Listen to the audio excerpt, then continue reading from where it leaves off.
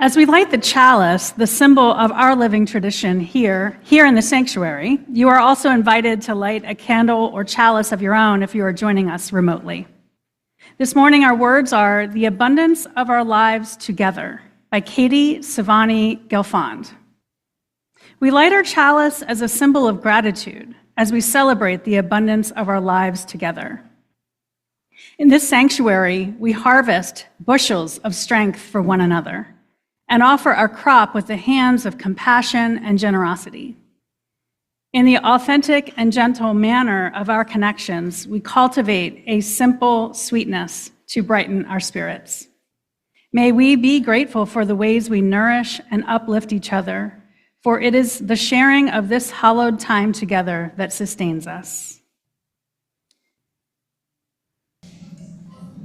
Gathered here in the mystery of the hour, gathered here in one strong body, gathered here in the struggle and the power, Spirit, draw near.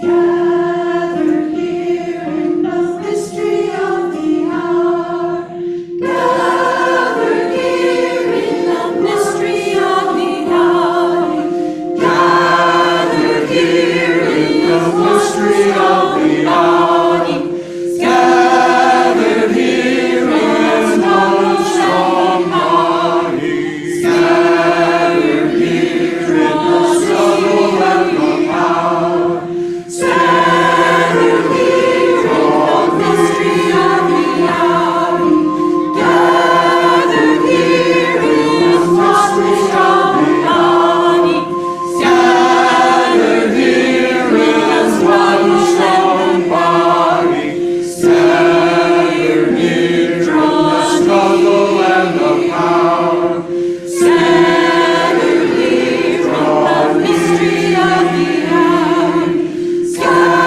gathered here in the mystery of the body, gathered here in this one strong body, gathered here in the struggle and the power, Spirit, draw near. It smells good up here, doesn't it? I wonder, as you're coming up, do you see things on the altar that you recognize? What is up here on this table? What? Yeah. Flowers? Like wheat flowers and sunflowers? Yes. What else? A bucket? Kind of, yeah. It's like a basket. Yeah. Yeast. You see the yeast, yes. Very perceptive. Well, I'm going to point out a few things. Sorry, I'm moving around a lot, audio-visual guys, and I'm not going to set anything on fire, I promise. I can stand safely in front, and nothing will go wrong. So we've got flour in a bag that you might have at home. We've got some salt up here. And flour and salt and some water have been placed on altar spaces, sacred altars, for generations. Does anybody know why those items might make it onto the table? We put things on altars often as symbols to remind us of things. They represent other things. And flour and salt aren't anyone's favorite food on their own. They're not much on their own, right? But they're a critical part of some of the best food that exists. Like, what, like pizza? And waffles? And crackers and toast and pasta, yeah. Some of the best food that exists has flour and salt and water, just basic elements that aren't much on their own. They have a lot of potential, right? And something has to happen for them to transform and become something new. It's really chemistry that's happening. Is anybody here studying chemistry in school? Yeah? Like chemical reactions. It might be making you a little nutty right now, but I wonder if we could make some chemical reactions happen today here in the sanctuary. Does that sound fun? So when you add some flour, let's get this open. Is there somebody who can come up here and help me? I don't have enough hands. I need somebody to open this flour. Come on up. This is a danger zone. All right, let's help each other open some flour. And yeah, come on, helpers. Yeah, you're all welcome. Come on up. Have you ever put flour into a bowl before? We're gonna do it today. Go right for it. So we've got flour. Doesn't even have to be precise. Just a messy kitchen is a good kitchen, right? Messy cook is a good cook. I think that's how it goes. So we've got some flour. Now, right, on its own, nobody wants a spoonful of flour. But when we add some water, can you add some water for me? Thank you. There any other helpers that want to add some water? How about salt? Yeah. So when you add the water, the flour gets sticky. Try to mix it up for me. Can you mix it up? Scientifically, when you add water to flour, it develops the gluten that's hidden in the flour. Is anybody else gluten-free? I have celiac disease, so I don't eat gluten. Yeah, you can add the salt. Good job. You can add as much as you want. Thank you. Beautiful. It's going to be delicious, I promise. That's for later. That's for later. Oh, it's getting real good up in here. We're mixing it. It's wet. It's getting sticky. So, yeah, so the gluten needs the water to activate it, to make it sticky. The flour doesn't behave like it has gluten until it has the water.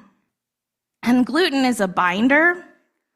It makes it a little bit more solid, so it's changing its shape right now. And we added the salt. And what do you think happens when we add the salt? Thank you so much for mixing. I would love for you to go ahead and sit down. Thank you so much.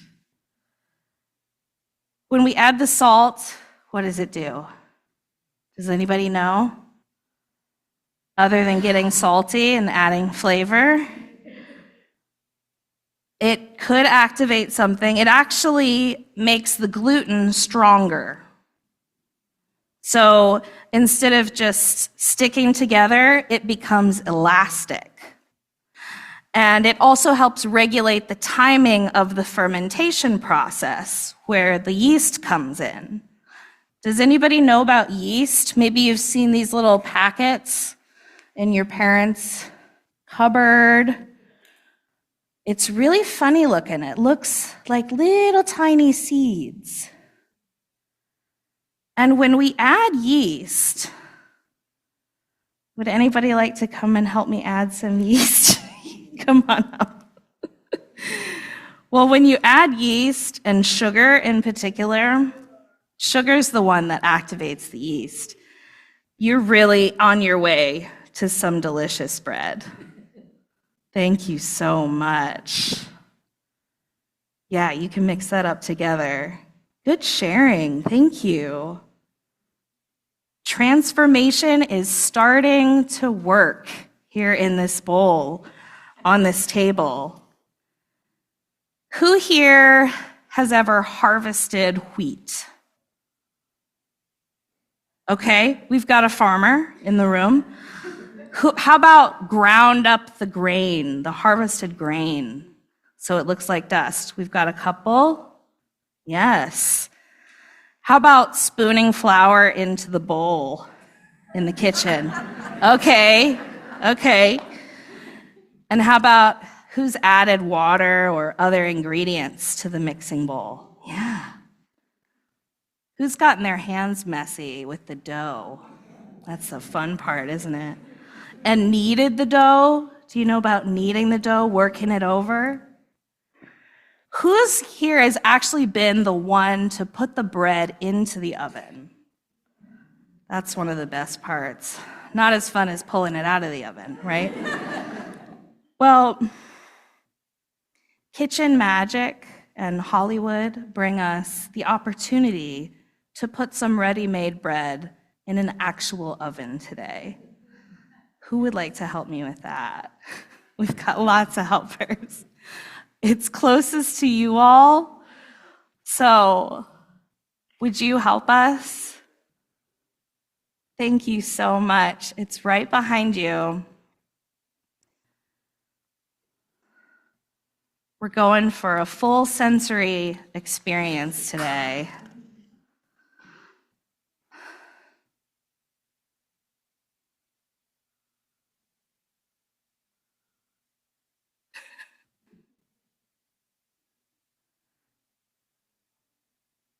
I decided what better bread to bake over the course of our service than cinnamon rolls. So you may all be tapping your watches saying, get on with it, I need to go eat some lunch. So it's in the toaster oven. We are gonna start smelling that over the course of the service, having this sensory experience, reminding us of that process. Bread is an important element of every culture in history. We may not be part of the harvesting or the grinding or the baking, but all of us break bread and eat it together. This delicious food reminds us that we are better together. So let us be grateful for those who planted the grain, those who harvested the crop, those who prepared the elements and transformed them from nothing into something, into bread. We are grateful for the sharing of the talents and gifts that resulted in the miracle of this bread. Who's eaten bread before? We kind of covered that. Who's hoping to eat some bread here really soon because it's starting to smell good? I promise we will get to eat before too long, and maybe a fresh batch will be ready by the end of the service. Thank you so much for your help this morning.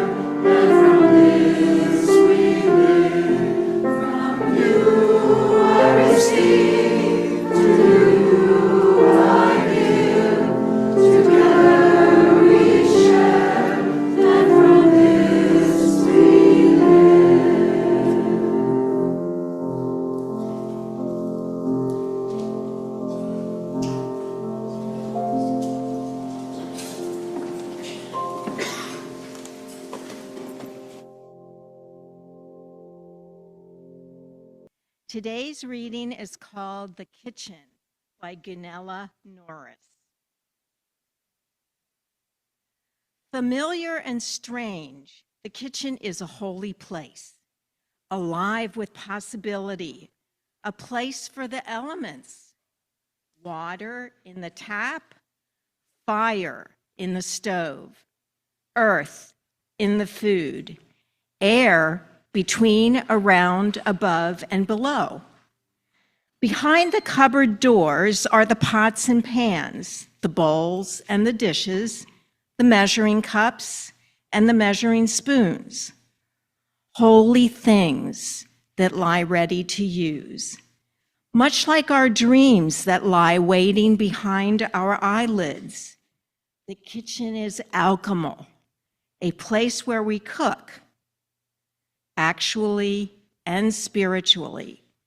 We come to it for nourishment and ease. We come to it as a center. The heart of the house, the heart of dwelling. In the kitchen, we are one, linked by hunger, actual hunger, and spiritual hunger. We go to the kitchen to be nourished and revealed. It is a holy place.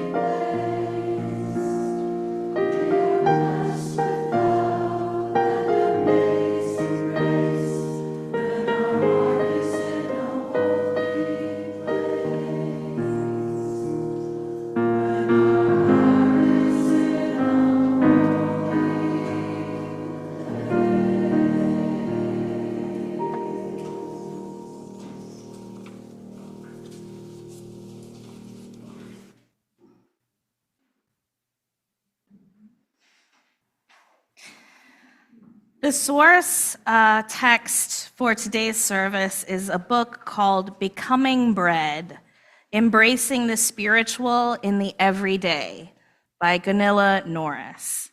It's a really short little book that you can either read in a single setting or you can draw out over a longer period of time for deeper reflection on each element.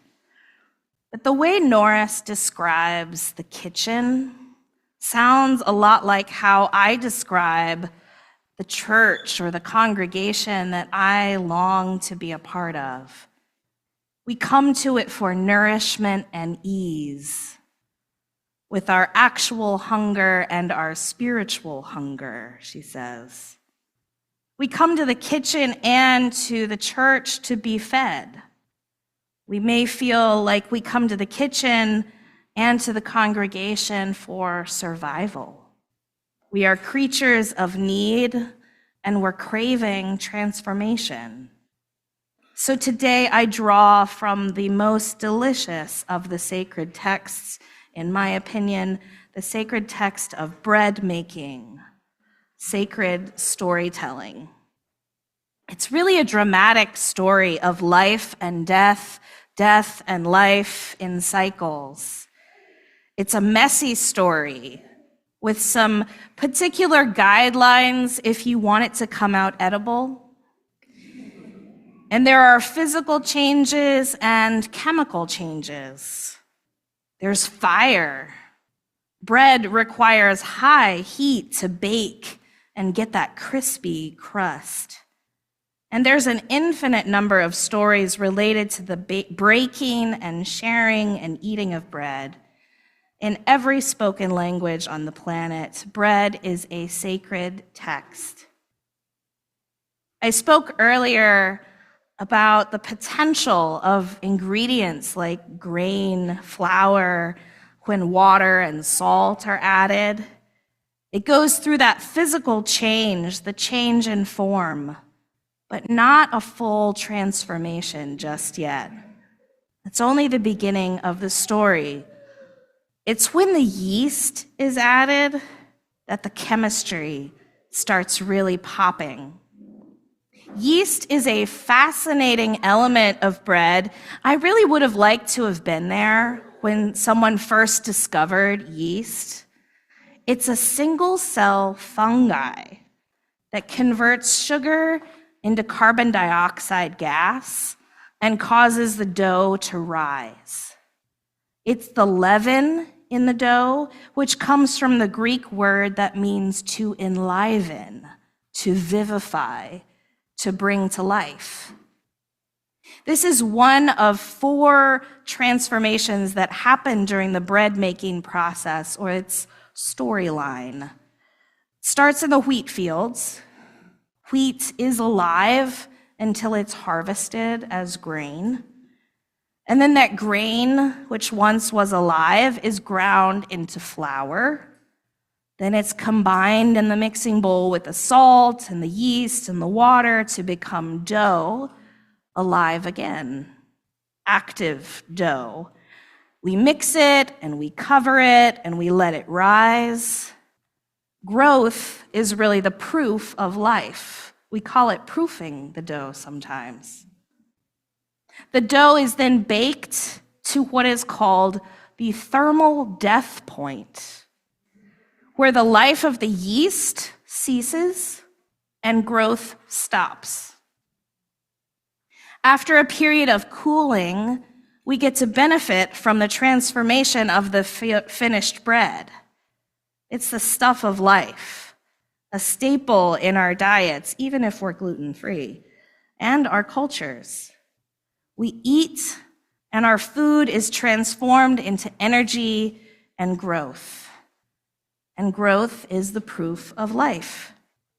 That first big transformation happens with yeast in the bread story. And Norris wrote another poem focused on this peculiar living organism. When the yeast is added, she says, we will see in the honey water the unpredictable, the alive, which we can never own or truly understand. We will see how it bubbles and froths, how it rises up, and we will know that we do not have control.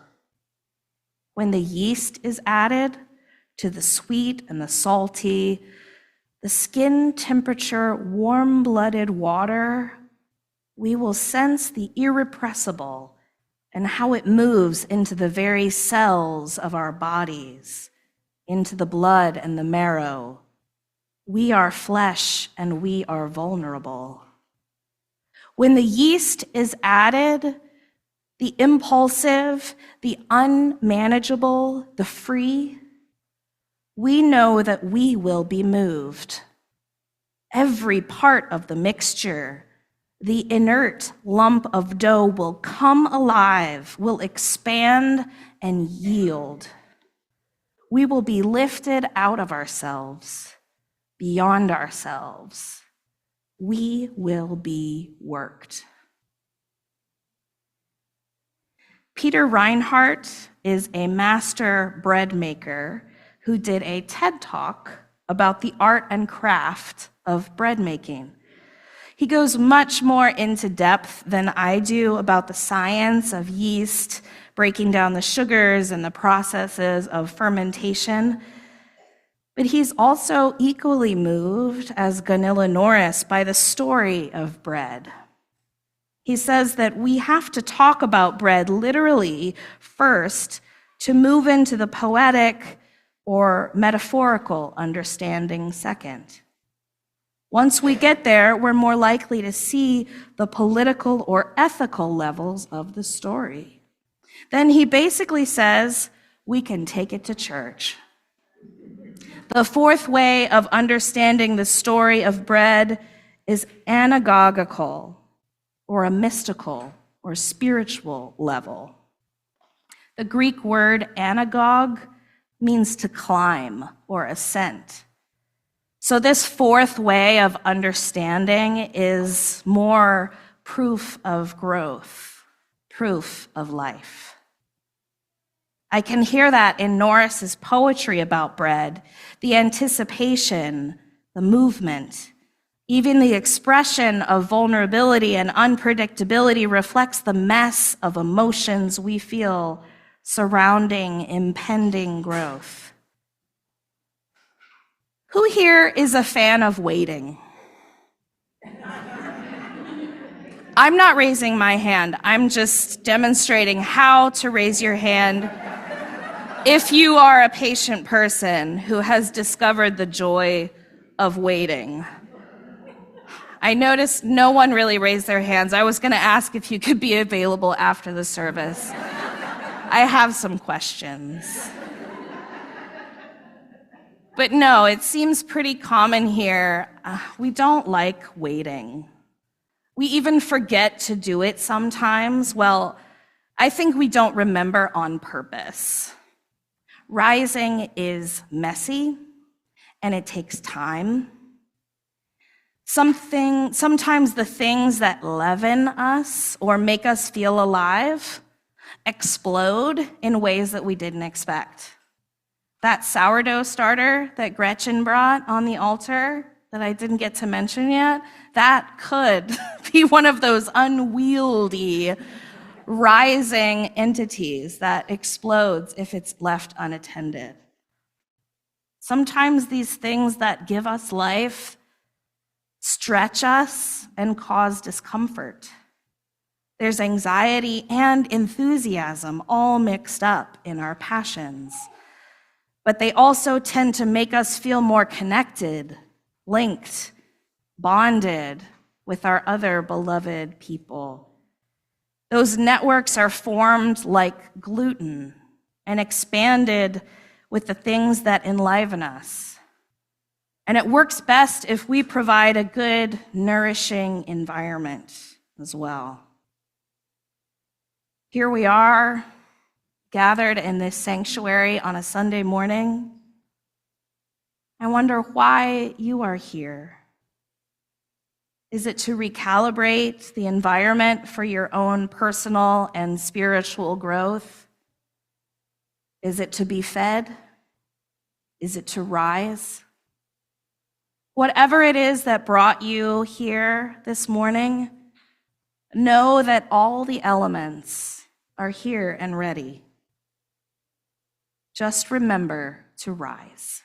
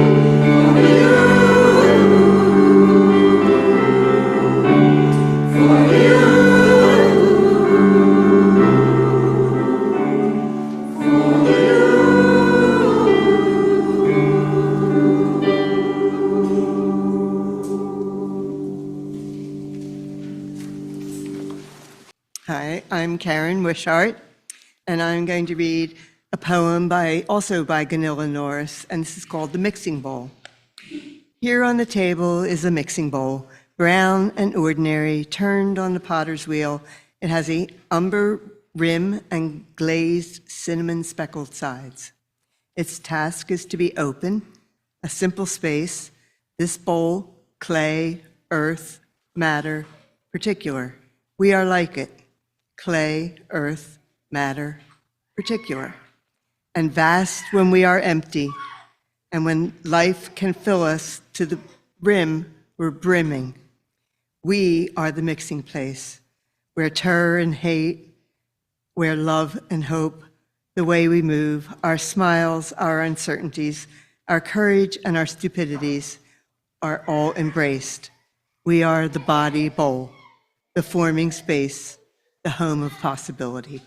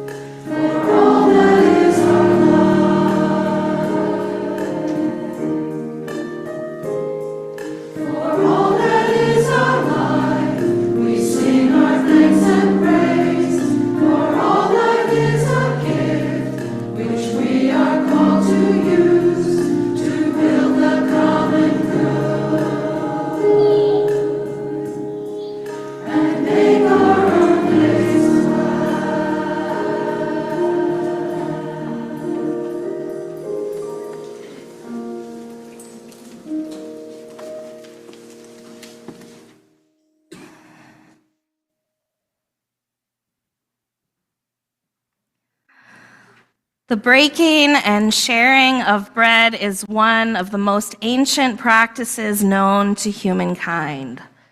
Before there was religion, there was communion. We know how transformative bread making can be, and we know how transformative sharing it can be. It is no wonder that religious communities around the world practice bread communion in remembrance, hoping that they might also be transformed by the ritual act of receiving a holy sacrament of bread. They call it a visible sign of invisible grace. Today, we engage with the ritual of bread communion as Unitarian Universalists. We embrace the many sources from which our faith tradition was born as we receive the bread of our own community. I now invite another reader. Some of our readers have been from our kitchen crew and a bread baker reader as well. Ellen Diona will now read At the Threshold by Gunilla Norris. Stand at the kitchen door with me. Honor the heart of transformation. Honor your own heart, where everything is always changing. It is the very same dwelling. Pause at the door. Your heart needs this. My heart needs this time for recognition, or it will go astray. It will forget to reach for its real joy, its true becoming. Pause at the door. This is good and necessary, for this room is every room. The world lives here. Pausing each day helps us know nothing is outside of us. Honor the heart that can feel the joy and the terror of the world in you and in me. Only what is truly human can walk this path, walk through and be constant. Bow to that heart. Hold my hand. I need you for courage. We become who we are together, each needing the other. Alone is a myth. The path leads through this door. I cannot go into the kitchen without you. Let us enter together.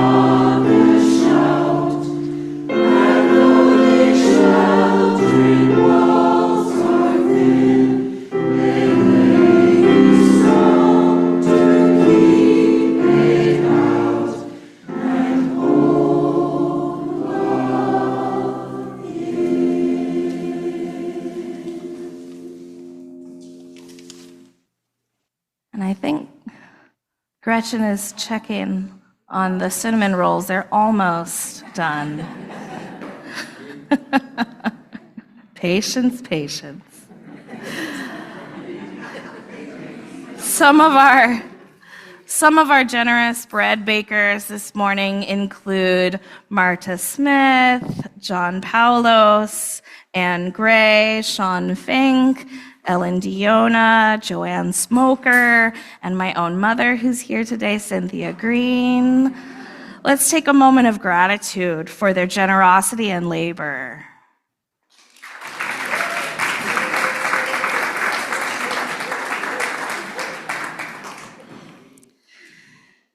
There is gluten-free bread available for those like myself who have a gluten allergy or intolerance. Simply raise your hand while the ritual is happening, and the usher will notice you and bring you the special bread. As the bread is passed, I invite you to serve one another, receive from one another. Take a piece of bread and hold it in your hands. Wait to eat it if you can. And consider what is coming up for you during this ritual. What does this practice bring up in your heart, in your mind? Enter that threshold of memory. What role have you played in the life cycle of bread? What role has bread played in your life? How have you been transformed in similar ways through mixing and pressure and fire? How do you relate? So I invite some of our ushers to come forward. We're going to start with the choir, and then we will be blessed by their contributions as well.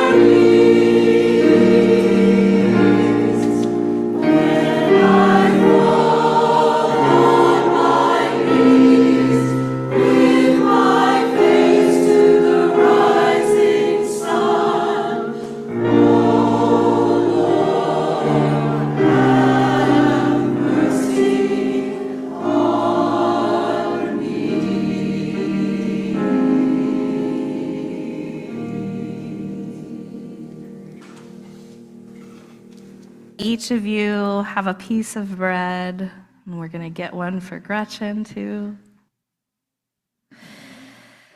Look at it closely if it still exists.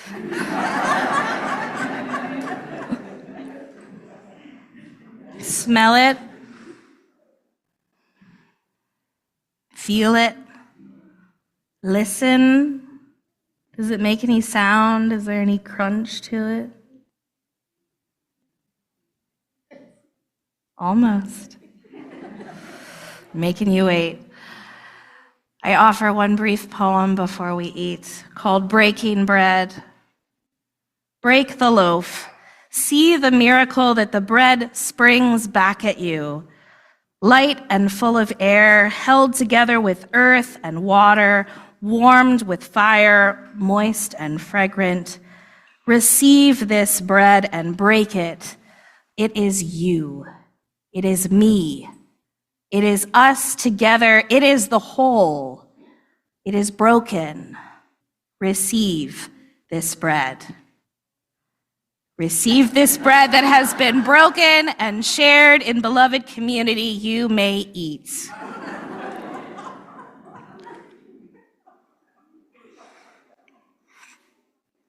In the spirit of abundance,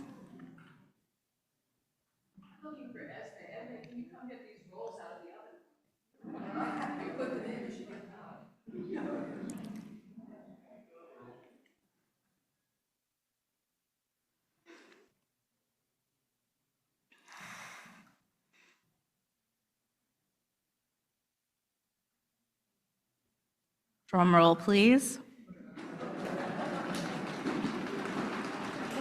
Oh, wow. Put it right on top. Beautiful. Thank you, Esme. Thank you, Gretchen.